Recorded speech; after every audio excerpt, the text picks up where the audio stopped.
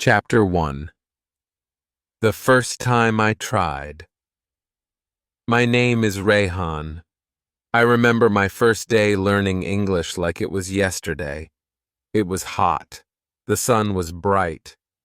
I had a notebook in my hand. I had a pen. I had hope. I walked into the small classroom. There were 10 other students. All of them wanted to learn English too. I sat in the corner. I didn't speak. I was nervous. I was scared. My hands were cold. My heart was fast. The teacher said, "Say your name." It was simple, but my voice didn't come. I knew how to say it. I had practiced at home, in front of the mirror. My name is Rayhan. Easy. But now, I forgot. I opened my mouth. Nothing came. My mind was empty. I looked at the teacher. She smiled. She waited. I said nothing. I felt small. Someone next to me said, "My name is Ali." He said it fast. He smiled. The others clapped. Then the teacher looked at me again. "Your turn," she said. I tried. I said, my, name is..." And then I stopped. I forgot the word Rayhan. My own name. It was gone. That was the first time I tried to speak English in front of people. It was also the first time I felt shame. I felt like I was stupid. I felt like I didn't belong. My face was hot. I wanted to leave the class. I wanted to go home. I wanted to forget English. After class, I walked alone. I looked down. I didn't want anyone to see me. My shoes hit the road. I heard the sound of my steps. Nothing else. I thought to myself, why did I forget? I knew the words. I practiced them. But still, I failed. That night, I didn't sleep. I looked at my notebook. It was full of words. Good words. Important words. But none of them helped me today. Why?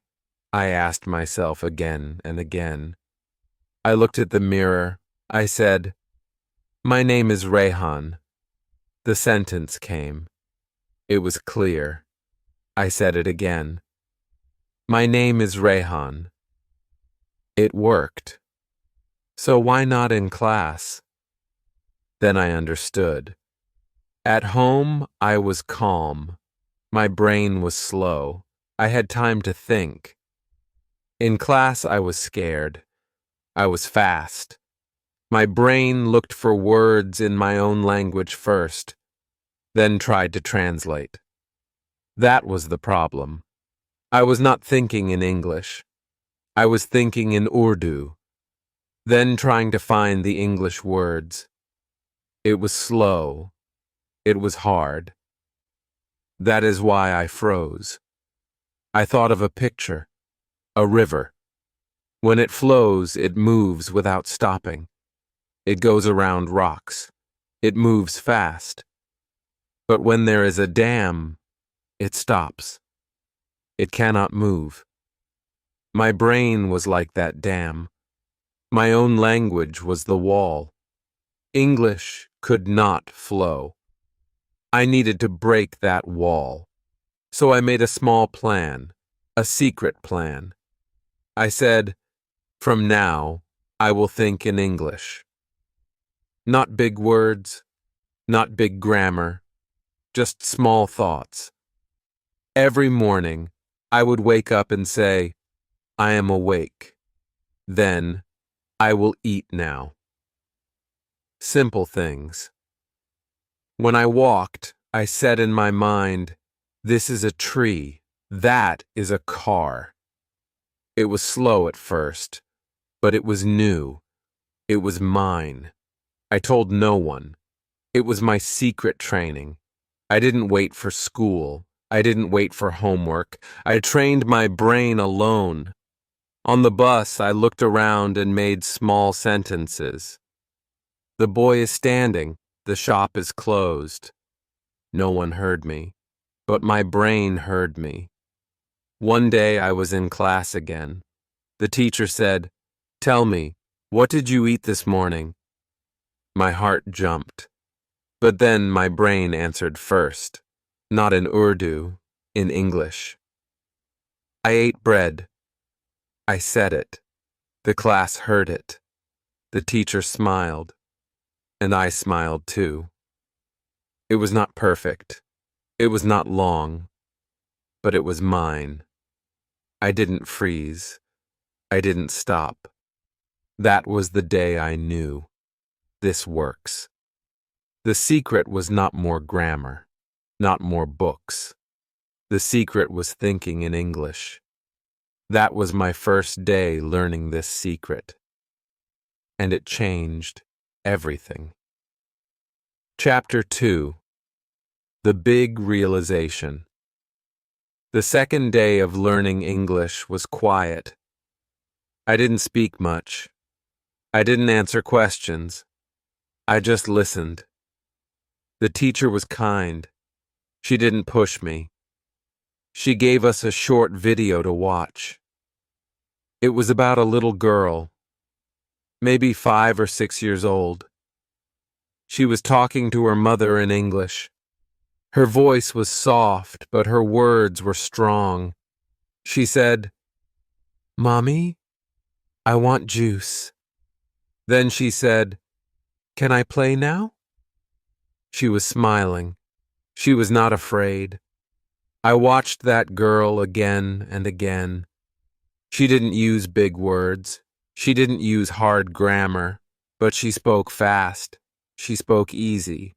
I looked at her and thought, she is just a child. She never studied grammar. She never opened a textbook. So how does she speak so well? That moment stayed with me. It was small, but it was big for me. I went home and sat on the floor. I closed my book. I looked at the wall. I said to myself, maybe English is not about studying. Maybe it's not about remembering hard words. Maybe it's about something else. That was the big realization. I looked at my notebook. It had many words, long words, complicated ones. I didn't use them. I couldn't say them. They were just there, like decorations. They made me feel smart on paper but lost in real life. I thought, what if I only use the words I can speak? That idea felt new. It felt fresh. It felt true. The next day, I tried something different. I didn't study new words. I didn't open a grammar book. I just talked to myself. I said, "This is my bed. I like my bed. I will sleep now." The sentences were not beautiful. They were not clever. But they were real, and they were mine. That day, I also remembered something from my childhood. When I was small, I learned to speak my first language without books. I listened. I copied. I repeated. I made mistakes. But I learned. No one gave me a grammar lesson. No one told me rules. They just spoke to me, and I spoke back. So why was I trying to learn English in a different way? Why was I memorizing but not practicing? That was the mistake. I was filling my head, but not using my voice. I had a full brain and an empty mouth. That had to change. I made a small plan again. I said, Every day, I will practice. Just a little. Just 5 minutes. It didn't matter if I was tired. It didn't matter if I was busy. I would speak something, anything in English. I called it my 5-minute promise. The next morning, I looked in the mirror. I said, "Good morning. I feel good. Today is Tuesday. I will go to school." It was short, but it was the start. On the bus, I said in my head, "There is a man. He has a bag. The bag is blue." I didn't wait for the perfect time. I used small moments. Waiting, walking, eating. These became my new classroom. And slowly, something changed. My brain stopped looking for big words. It started using easy ones. My mouth stopped waiting. It started speaking, not fast, but free. I was not learning anymore. I was living the language, one small step at a time. I saw a friend that day. He asked, "Are you studying?" I smiled and said, "No, I'm just thinking." He didn't understand, but I did. I was thinking in English. That was my new study. No tests, no pressure, just small thoughts, every day. That little girl in the video, she gave me a gift. She showed me that English is not a subject. It's not a mountain. It's a path, a small, quiet path. And if I walk it every day, I will reach somewhere good. Maybe not fast, but real. And that was my big realization. English is not big words. English is small thoughts, spoken with feeling, spoken with truth, spoken again and again. That's how fluency is born. That's how confidence grows. It starts with something simple. A sentence, a smile, a whisper in the mirror. That's where the real learning lives.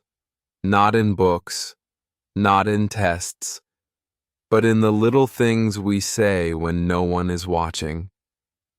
That is the secret. And now, it was mine. Chapter 3. The Thinking Game. When I understood that English is not only about learning, but about using it, something new began inside me. I called it the thinking game. It was not a game with points. It had no prizes. But it gave me something more powerful, fluency. It made my brain work in English, not in my first language. And once that started, I knew I had found something special. At first it felt strange. My brain wanted to use my own language. It was fast, easy, and natural. But I told myself, just try, just one sentence. So I sat in my room and looked around. I said out loud, "I am sitting." It was easy. No fear, no mistake. Just truth. Then I picked up my cup. I said, "This is a cup." I touched my head. I said, "I have a head." I touched my nose. I said, "This is my nose." I looked outside and said, "The sky is blue." These sentences were not smart. They were not new, but they were real. I was not studying English. I was thinking in English. And that made all the difference. I called this playing the thinking game. The rules were simple. Wherever I was, I had to say what I saw, what I did, or what I felt in English. If I was brushing my teeth, I said, I am brushing my teeth. If I was walking to school, I said, I am walking to school. If I was hungry, I said, I want food. No notebook, no grammar rules, just short sentences, spoken in the mind. Then I made a morning routine. Every day when I woke up, before touching my phone, before getting out of bed, I closed my eyes and thought in English. I said, I am awake. I feel good. Today is Wednesday. I will take a shower. I will eat eggs. It took only 1 minute, but it changed the way my day began. During breakfast, I said in my mind, I have bread. I have tea. The tea is hot. I didn't say anything big, just small things.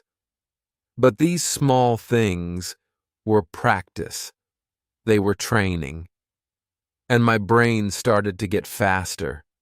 It stopped looking for words in my language. It started finding them in English. I began to enjoy this game. It felt like I had a secret. No one knew I was learning this way. They thought I was just walking, or eating, or washing my hands. But I was training my mind. I was building English inside me, sentence by sentence, quietly. In the afternoon, I sat on a bench and looked around. I said in my mind, the tree is tall, a dog is running, the man is talking on the phone. I said what I saw, then I said what I felt. I feel tired. I feel happy. The sun is warm.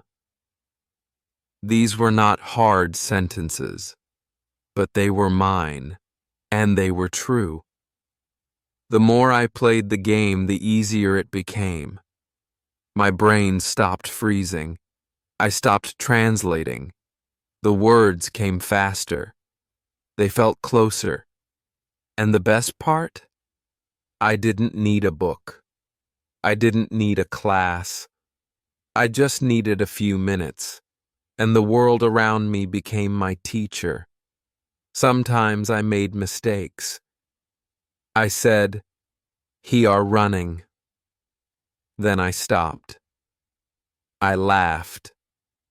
And I said again, "He is running." That was also part of the game. No fear, no shame, just correction, just learning, quietly, softly, every day. In the evening, before bed, I played the game again. I lay in bed and said, "Today was a good day. I learned new things. I spoke English. I feel proud." Then I smiled. I closed my eyes. I slept well. This thinking game changed me. It made English part of my life. Not something I only studied, not something for a test, but something real. I saw my world in English. I lived my day in English. I trained my brain to feel English, not just think about it. If you ask me today, how did you start speaking English? I will say, I started by saying small things. I trained my brain. I played the game. It was simple. It was small. But it was powerful. And you can do it too. You don't need hours. You just need moments. You don't need perfect words. You just need real ones. Start with what you see. Start with what you feel. Start now. This game has no losers. Every thought you say in English is a step forward. The thinking game is not magic. but it works like magic if you play it every day. Chapter 4. Speaking with Myself. One day, I was walking home from school. The sun was low, the sky was orange. People passed me, talking and laughing. But I walked alone. No music, no phone, just my thoughts. That day, something strange happened. A voice spoke inside my head. It was my voice, and it was speaking English. It said, "I feel tired, but I am okay." Then it said, "I want water. I want to sleep." I stopped. I looked around. No one was near. It was just me and my thoughts. But those thoughts were in English. It felt small, but it was big for me. I didn't plan it. I didn't force it. It just happened. I spoke to myself. I answered myself. I asked, "What do I see?"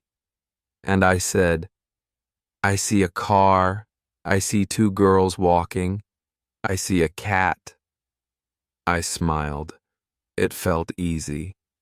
It felt natural. That night, I sat on my bed. I thought again. I said in my head, "I am home now. It is quiet. I feel calm." I asked myself, "What do I want?" I said, "I want to learn more. I want to speak better." It was like talking to a friend, but the friend was me. This was my new practice, speaking with myself. No books, no teacher, just small talks in my mind. At first, it felt strange, but slowly, it became my habit, my secret, my strength. I used simple words. I like this. I don't like that. I feel good. I feel sad. I am hungry. I am busy. These words were not special, but they were true. They were mine. They helped me learn how to think with emotion, not just memory. One day, I heard a man on the radio. He said, "Sometimes we speak not to be heard, but to understand ourselves." That sentence stayed in my heart. That was what I was doing. I was using English to know myself, to hear myself, to be close to the language, not afraid of it. After a few weeks, something beautiful happened. I was watching a video. A girl said, "I'm not sure, but I will try." I understood her. I didn't translate. I didn't stop. I didn't say, "What does this mean in my language?" I just knew it. I felt it. And I smiled. It was a silent win. No one saw it. No one clapped.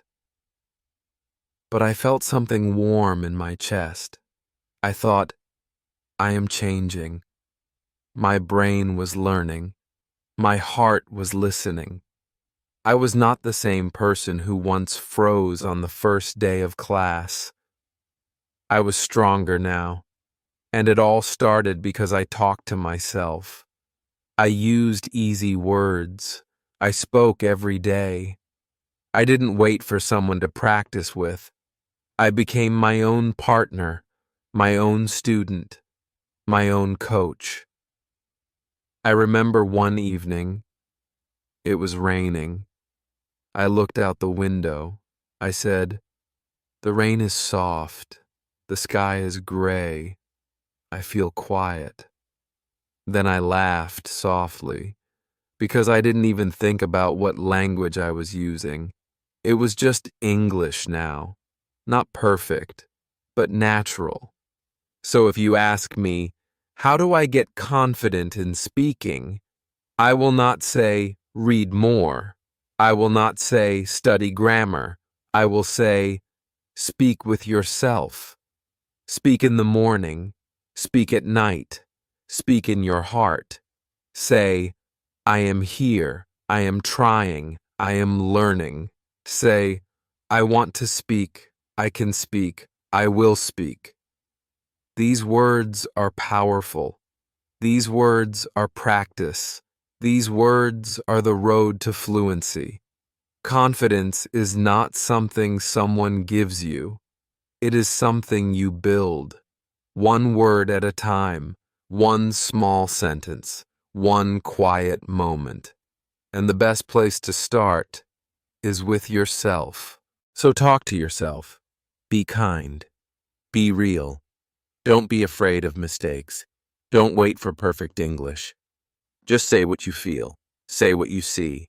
Say what you want. That is enough. That is strong. That is how I began. And it changed everything. Chapter 5. The Wall of Mistakes. One day, I was feeling brave. I had been speaking to myself every day. I had been thinking in English. I thought, today I will speak to someone. Not in my head. Not in my room. A real person. A real conversation. There was a small shop near my house. The man there sold cold drinks and snacks. I walked in slowly. My hands were in my pockets. My heart was loud. I looked at the fridge and saw a bottle of orange juice. I decided to try. I looked at the man and said, I want orange water. He looked confused. He said, What? I said again, Orange water. I want orange water. He still didn't understand. I pointed. This, I said. He smiled and said, Oh, orange juice? I nodded, but my face felt hot. I paid quickly and walked out. As I walked home, I felt small. My steps were slow. My chest was tight. I kept saying in my mind, Orange water. Why did I say that? That's not even a word. I knew the right word. I had used it before. But in that moment, I forgot. I felt embarrassed. I felt like a child. I wanted to go home and stop everything. I thought, maybe I will never speak well. Maybe I'm not smart enough. That evening, I didn't play the thinking game. I didn't talk to myself. I didn't open my mouth. I just lay in bed and stared at the ceiling. The silence felt heavy. I remembered my first day again. The same shame, the same fear. But then something happened. A soft voice inside me said, He understood you. I blinked. It was true. I made a mistake, but I still got the juice. He still smiled. He didn't laugh at me. He helped me. He said the right word. He gave me a chance to learn. I sat up in bed. I said slowly, Orange juice. I said it again. I want orange juice. I laughed a little.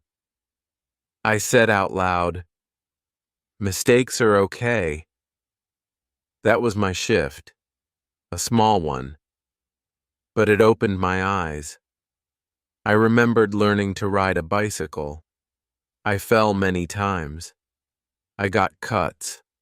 I got dirt on my clothes. But I didn't stop. I got back up. Why? Because I knew falling was part of it. So why was I afraid to fall in English? From that day, I changed how I saw mistakes. They were not blocks. They were bricks. Each one was part of my learning. I started to write down my mistakes, not with sadness, but with curiosity. I wrote, orange water equal orange juice, and next to it, still got the juice equals success. I started to collect these small lessons. They became my wall.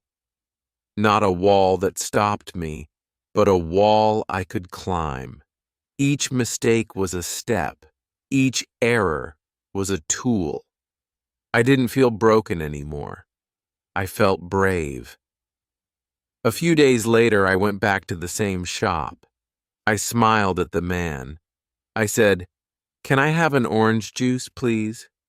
He smiled back and said, "Of course." It was a small victory, but to me, it felt big. After that, I stopped waiting for perfect English. I stopped fearing every small slip. I allowed myself to be human, to be a learner, to grow. If someone corrected me, I said thank you. If I forgot a word, I used my hands or my eyes or other words. I didn't run away. I stayed. I spoke. I tried. I realized that fluency is not the absence of mistakes. It is the courage to speak even with them. It is the strength to learn from them. It is the grace to keep going. So now, when I talk to someone and I make a mistake, I smile. I think, that's another brick in my wall. Not a wall that hides me, a wall that lifts me. That day at the shop taught me something I never read in a book. It taught me this truth. The wall of mistakes is not the end. It is the path. It is not a stop. It is a step. And every step, no matter how small or shaky, takes you forward. Even orange water can take you one step closer to fluent, confident English. Chapter 6. My Secret Notebook. After the orange juice mistake, I began to think differently. I started to understand that small things matter. One sentence, one word, one thought. These were not little. They were strong. They were the pieces of my new language. But I needed a place to keep them, a place where I could be myself, a place where I didn't need to be perfect. That's when I started my secret notebook. It was not special, just a small book with a blue cover and soft pages. I didn't tell anyone about it, not my teacher, not my friends, not even my family. It was just for me. Each day, I wrote something in it. Not a long story, not a big essay, just a few lines, real lines, simple lines, my own English. The first page said, "Today is Friday. I feel tired, but I am proud. I spoke English in the shop." The next day, I saw a dog. It was black and white. It looked at me. I said hello, but it ran away. Sometimes I wrote questions and answers. What do I want? I want to speak better. I want to travel. I want to feel free. Other times I wrote feelings. I feel slow today. My words are not coming. But I will not stop. I will try again. Each entry was short, but it came from the heart. And slowly, I noticed something. My sentences were clearer. My thoughts were faster. My fear was smaller. I was building something inside me, not just language, but belief. Writing helped me see my progress. When I looked back at old pages, I smiled. I saw how far I had come. In the beginning, I only wrote 1 or 2 sentences. Later, I wrote 4 or 5, then more. I didn't use big words. I didn't care about grammar. I just wrote what I felt. Some pages made me laugh. I want to eat pizza, but I only have bread. So today, pizza is in my dream. Other pages made me think, why am I shy? Why do I wait? My English is not perfect, but it is mine. I must use it. And some pages made me proud. Today, I helped a tourist. He asked for a road. I showed him and said, "Go left." He smiled. I did it. This notebook became my mirror.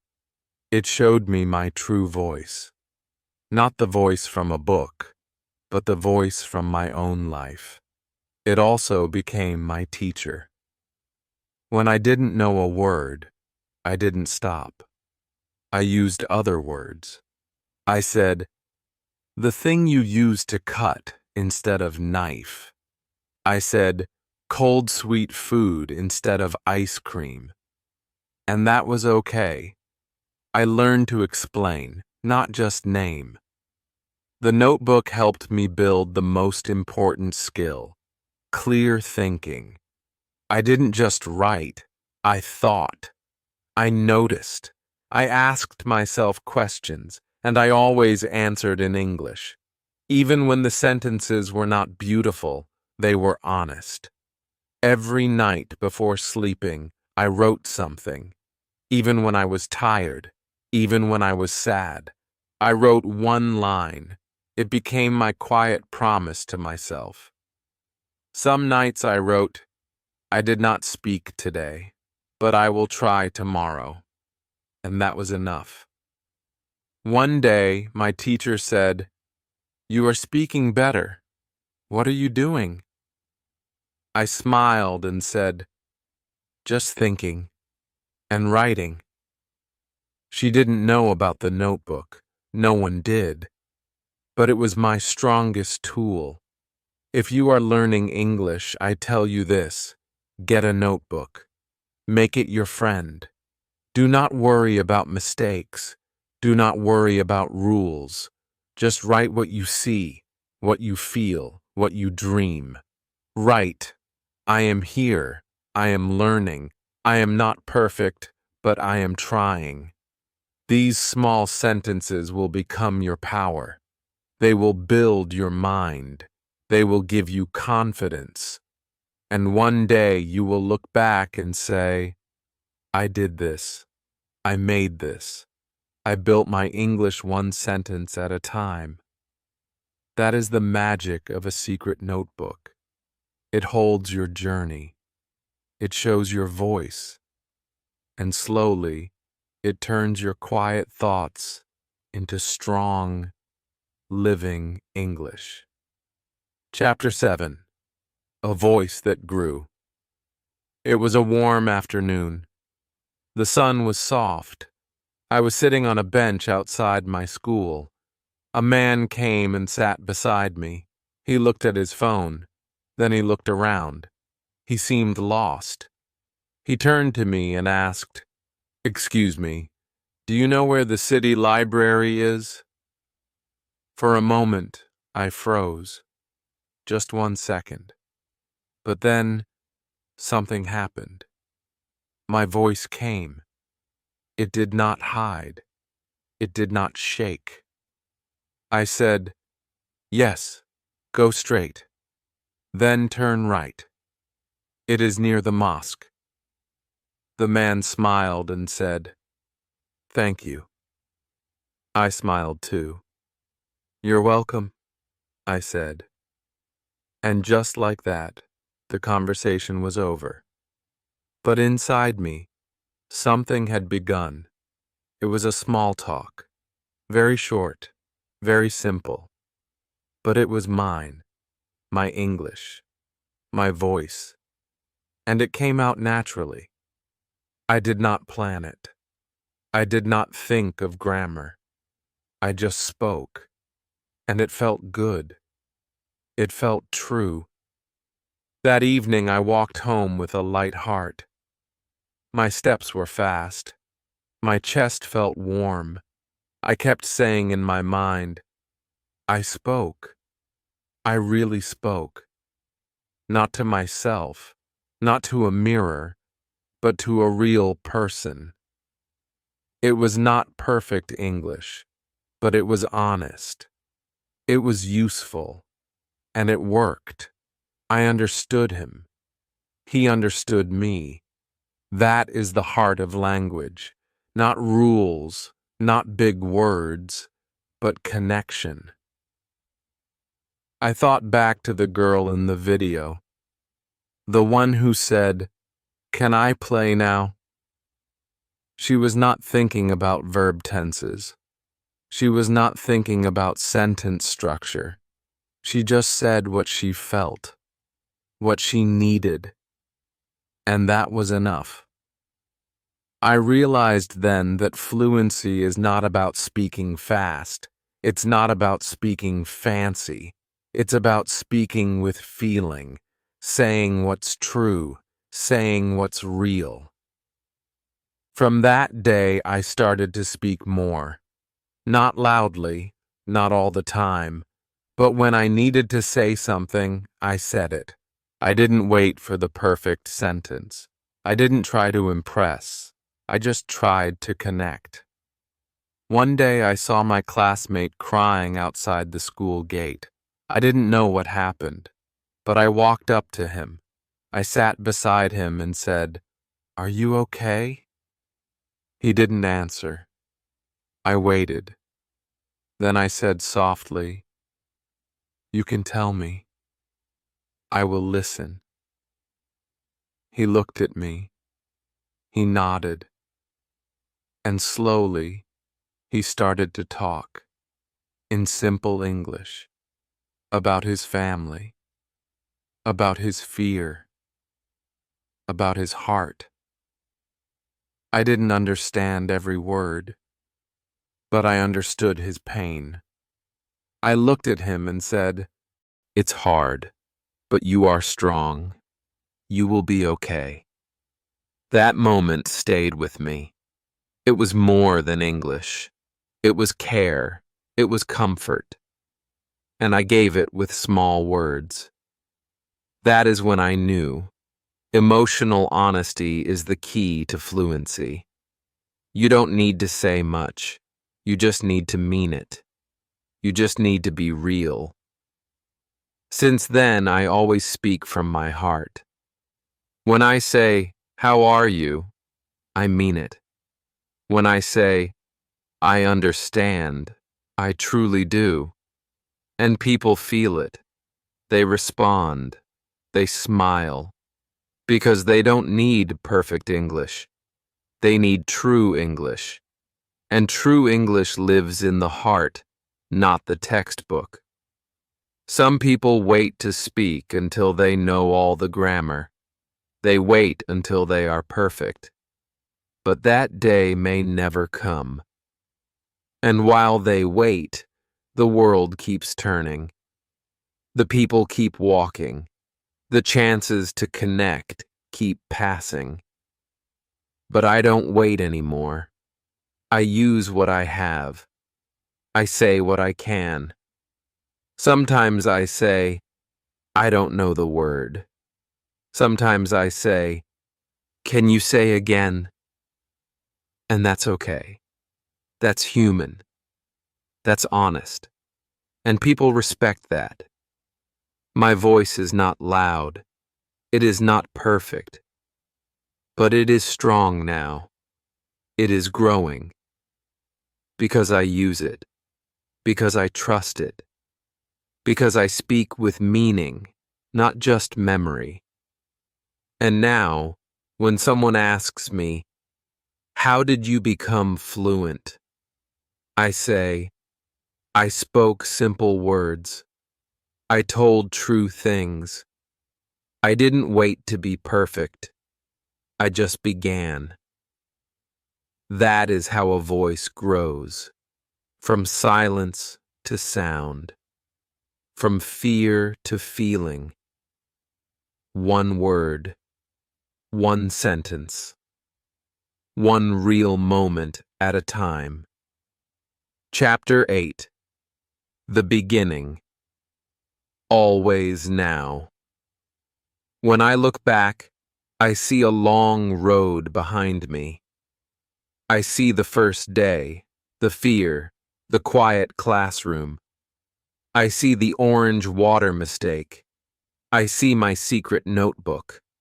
I see all the small thoughts I turned into sentences. I see the voice that grew slowly, quietly, like a plant in the sun. But I also see this. The road is not finished. It never is. Every day I still learn new words. Sometimes I hear a sentence and I don't understand. Sometimes I stop in the middle of a thought. Sometimes I feel unsure. But I don't feel small anymore. I don't feel lost. Because I know now that this is part of learning, that even after we begin again. Learning English is not like reaching the top of a mountain. It is more like walking, step by step. Some days are fast, some are slow, some are smooth, some are hard. But we keep walking, we keep growing. That is the real journey. The first day was important, but not just because it was the start. It was important because it showed me how to learn. It taught me something I will never forget. Start small, stay simple, be honest, and never stop. Even now, I still play the thinking game. I still talk to myself.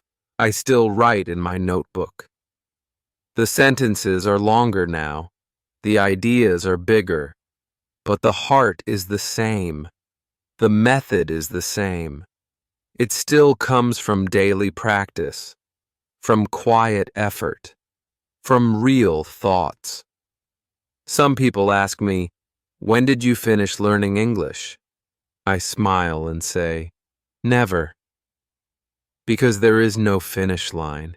There is always more to say, more to feel, more to understand. And that is a good thing, because it means we can always grow. It means we are never too late. We are never too old. We are never too slow. Every day can be a new beginning. Your first day does not have to be years ago. Your first day can be today, right now. You don't need a big plan. You don't need a perfect book. You just need one sentence, one real sentence. I want to learn. I am ready. I will try. That's enough. That's powerful. I remember writing one small line in my notebook many months ago. It said, "I want to speak." I didn't know then where it would take me, but it brought me here, to confidence, to connection, to this moment where I can share my story with you. So if you are watching this and you feel slow or behind or afraid, I say this to you. It's okay. I was there too. I still am in many ways. But that's what learning is. Not knowing everything. Just being open. Just taking the next step. Speak to yourself. Write a few lines. Play the thinking game. Say what you see. Say what you feel. Use small words, but say them from the heart. You don't have to wait.